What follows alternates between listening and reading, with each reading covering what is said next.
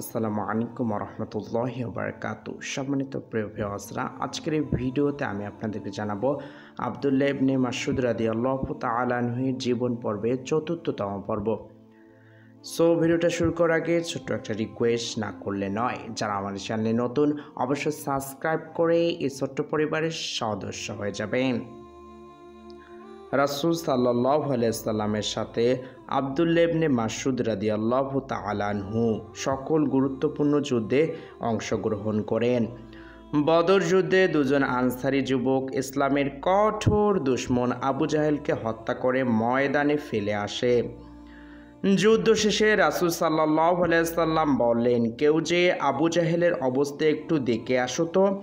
আব্দুল্লাহ ইবনে মাসউদ দৌড়ে চলে গেলেন। আবু জাহেলের প্রাণ স্পন্দন তখনও থেমে যায়নি। আব্দুল্লাহ ইবনে মাসউদ তার দাড়ি সজোরে মুঠ করে ধরে বললেন, বল তুই আবু জাহেল কিনা। উহুদ, খন্দক, হুদায়বিয়া, খাইবার সহ মক্কার বিজয় তিনি রাসূল সাল্লাল্লাহু আলাইহি সাল্লামের সাথী ছিলেন। হুনাইন যুদ্ধে কাফেরদের অতর্কিত আক্রমণে 10,000-এর মুসলিম বাহিনী বিক্ষিপ্ত হয়ে পড়ে। মাত্র 80 জন যোদ্ধা নিজেদের জীবনকে বাজি রেখে রাসূল সাল্লাল্লাহু আলাইহি সাল্লামের চতুর্পাশে অটল থাকেন। আব্দুল্লাহ ইবনে মাসউদ সেই 80 জনের একজন। এই যুদ্ধে রাসূল সাল্লাল্লাহু আলাইহি সাল্লাম মুশরিক বাহিনীকে লক্ষ্য করে যে এক মুঠো ধুলো নিক্ষেপ করেছিলেন, রাসূল সাল্লাল্লাহু আলাইহি সাল্লামের হাতে তা তুলে দিয়েছিলেন আব্দুল্লাহ ইবনে মাসউদ। রাসূল সাল্লাল্লাহু আলাইহি সাল্লামের মৃত্যুর পর দীর্ঘদিন যাবত সকল কর্মকাণ্ড থেকে দূরে থাকেন।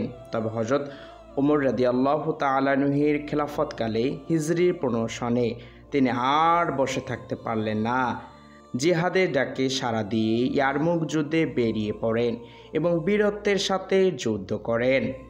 হিজরির 20 সনে খলিফা ওমর রাদিয়াল্লাহু তাআলা আনহু তাকে কুফার কাজী নিয়োগ করেন। কাজের দায়িত্ব ছাড়াও বাইতুল মাল, শিক্ষা ও প্রশিক্ষণ ইত্যাদি দায়িত্ব তার উপর ন্যস্ত করা হয়। পুরো 10 বছর অত্যন্ত দক্ষতার সাথে এতগুলি দায়িত্ব তিনি পালন করেন। এই দীর্ঘ সময় খলিফা ওমর রাদিয়াল্লাহু তাআলা আনহুর শাহাদাত বরণ, হযরত ওসমানের খেলাফতের দায়িত্বভার গ্রহণ সহ কুফার অলির রদবদল হয়েছে। কিন্তু আব্দুল্লাহ ইবনে মাসউদ নিজ পদে বহাল থাকেন।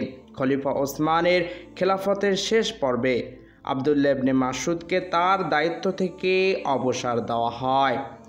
তিনি সঙ্গী সাথী ও পরিবার পরিজনকে নিয়ে কুফা থেকে হিজাজের দিকে যাত্রা করেন। পথে মরুভূমিতে রাবজা নামক স্থানে পৌঁছে জানতে পারেন প্রখ্যাত সাহাবী হযরত আবু যার গিফারি রাদিয়াল্লাহু তাআলা আনহু সেখানে অন্তিম শয্যায়। তার পৌঁছার অল্পক্ষণ পরে আবু যার রাদিয়াল্লাহু তাআলা আনহু শেষ নিঃশ্বাস ত্যাগ করেন।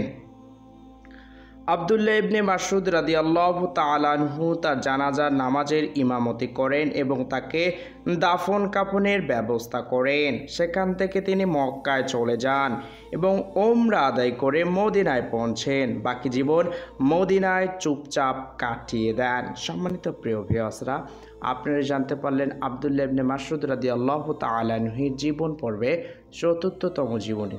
সো অবশ্যই ৫ম পর্বটি দেখার জন্য আমাদের চ্যানেলটিকে সাবস্ক্রাইব করে রাখবেন। Thank you very much everybody.